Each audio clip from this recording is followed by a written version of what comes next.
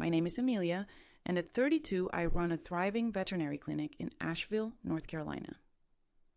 Paws healing isn't just a job, it's my passion. Every day, I treat everything from fluffy kittens with ear infections to energetic puppies with sprained paws, and even the occasional exotic bird or rescued squirrel. The clinic is a cozy space filled with the soft mews of cats, the playful barks of dogs, and the comforting scent of antiseptic mixed with fresh hay. Our waiting room has colorful murals of animals in the mountains and a play area where puppies tumble over toys while kittens bat at dangling feathers.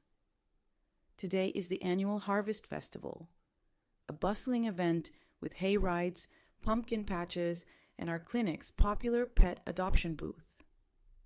Families wander through, cooing over the animals we've rescued, like little Max, the golden retriever puppy with his floppy ears, or Luna, the sleek black lab mix who loves belly rubs.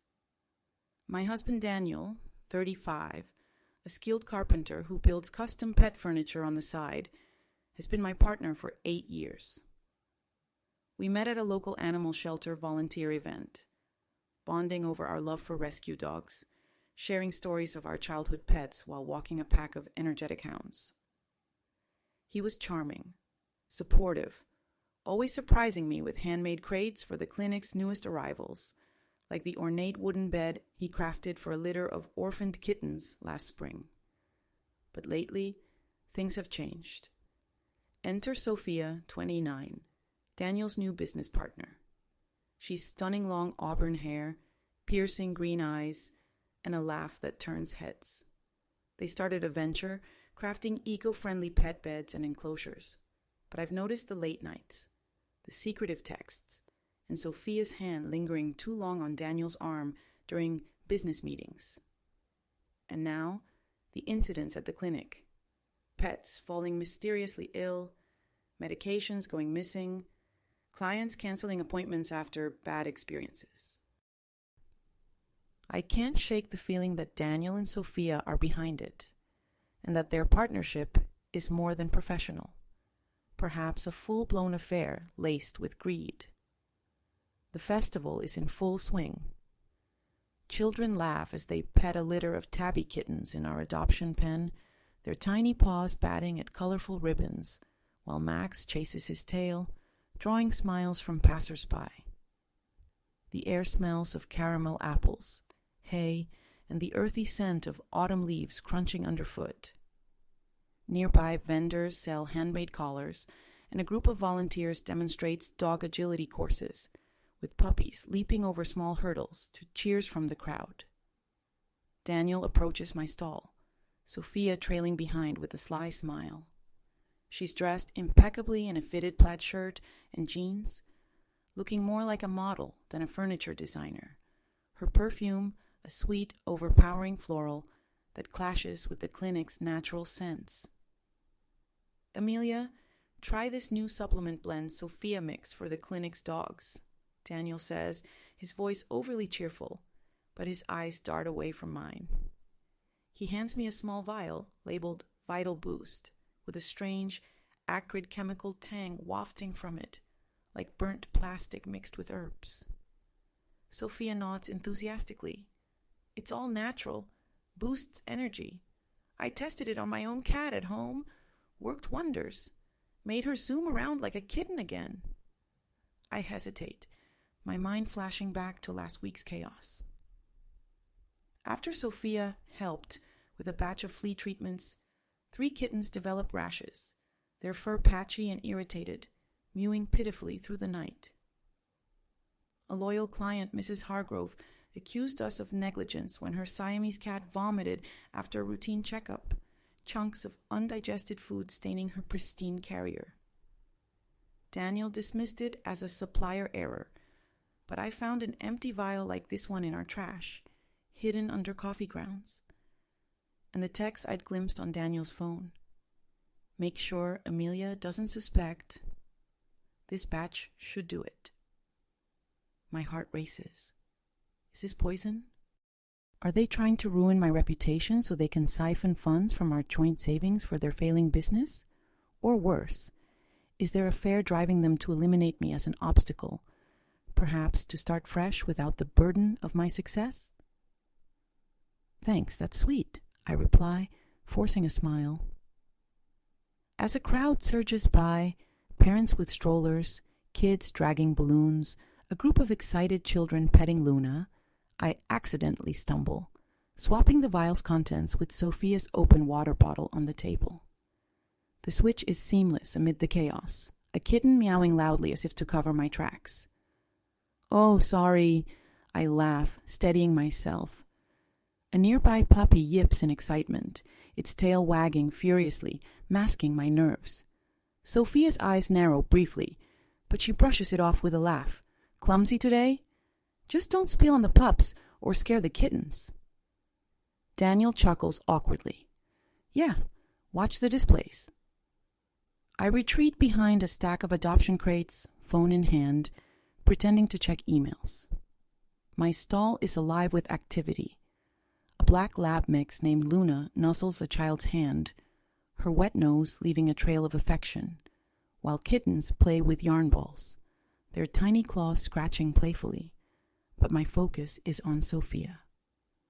She picks up her water bottle, takes a swig, then another. Moments later, her face flushes red.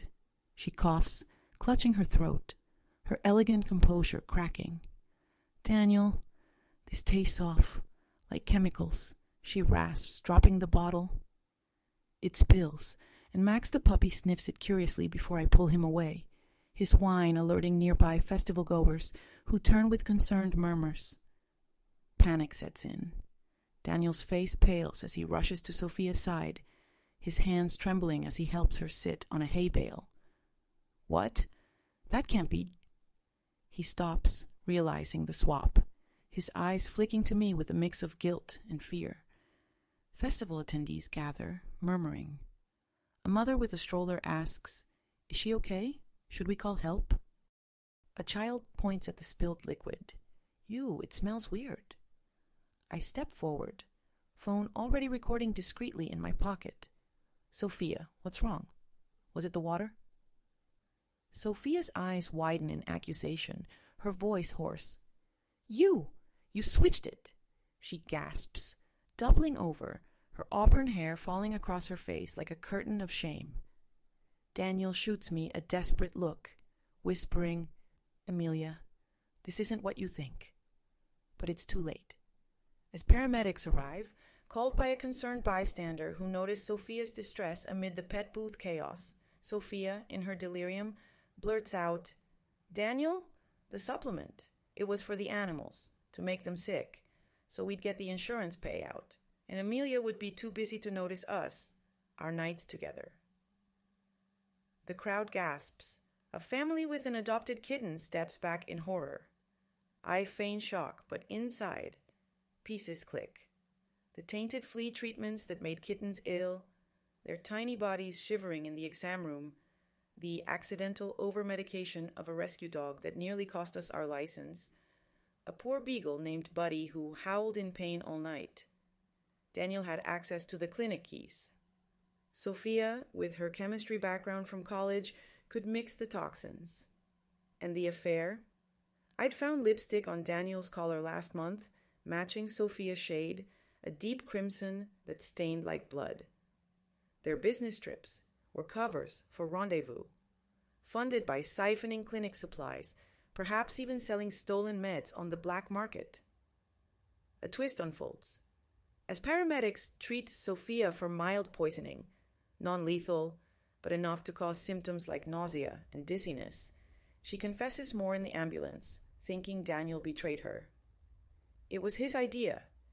He said we'd frame Amelia for the animal illnesses, collect insurance, and run away together.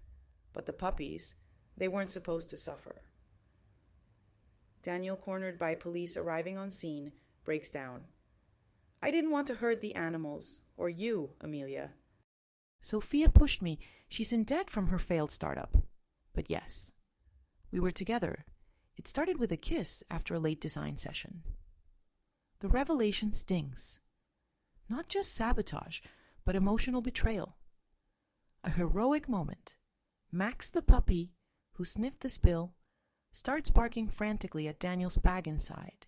Hidden vials and incriminating notes tumble out when searched. One note reading, "Dose for cats, low to start, build tolerance." The police seize it, and a bystander veterinarian confirms the toxins match recent pet illnesses in town. The festival turns chaotic. Police cordon off my stall, but the animals are safe. Volunteers whisk the kittens and puppies to a temporary shelter, their mews and barks echoing as they're loaded into vans. I provide my recordings, not just today's video, but weeks of evidence. Hidden camera footage from the clinic shows Daniel slipping into the supply room at night, Sophia meeting him for stolen kisses amid the cages, her lips on his as a cage parrot squawks in the background. Texts on a burner phone I'd found hidden in Daniel's workshop. "Once pause closes, we'll start fresh. Love you. Can't wait for our getaway." And financial records, clinic funds diverted to their business account, thousands siphoned for materials that never arrived. Sophia, recovering in the hospital, turns on Daniel for a plea deal. He mixed the first batch, said it would just make the pets under the weather to scare off clients. But it escalated. That golden retriever almost died last month, poor thing whining all night. Daniel, arrested for animal cruelty and fraud, claims coercion. Sophia seduced me into it. She needed the money for her gambling debts, owed thousands to online casinos. But emails prove his full involvement, including researching non-traceable toxins online, with searches like "subtle pet poisons undetectable in vets." A heartwarming twist. During the chaos, a festival attendee, a wealthy philanthropist, moved by the story after adopting Luna, the lab donates, to rebuild the clinic's reputation and offers to fund a new wing for abused animals. The community rallies. Pet owners share stories of Amelia's care, like saving a litter of orphaned kittens during a storm, bottle feeding them through the night, or performing emergency surgery on a hit-and-run dog that now thrives with a new family. But a darker turn. While in custody, Daniel reveals Sophia's deeper motive. She's not just a lover, but his ex from college, resurfacing to exact revenge on Amelia for stealing him years ago. She tracked me down, said she'd ruin us both if I didn't help. Sophia denies it, but old photos surface, showing her with Daniel pre-marriage, adding a layer of obsessive jealousy to the plot. In court, the trial is gripping, lasting weeks with packed galleries of animal lovers protesting outside, signs reading "Justice for Paws." Witnesses testify a vet tech saw Sophia lingering suspiciously near the medicine cabinet, tampering with vials while distracting with questions about kittens. Daniel's defense crumbles when Sophia takes the stand, tearfully admitting the affair started 6 months ago during a business retreat in the mountains, where they shared a cabin, whispering plans amid the rustle of leaves. We fell in love, but Daniel was obsessed with Amelia's success. He said ruining the clinic would force her to depend on him again, or leave altogether.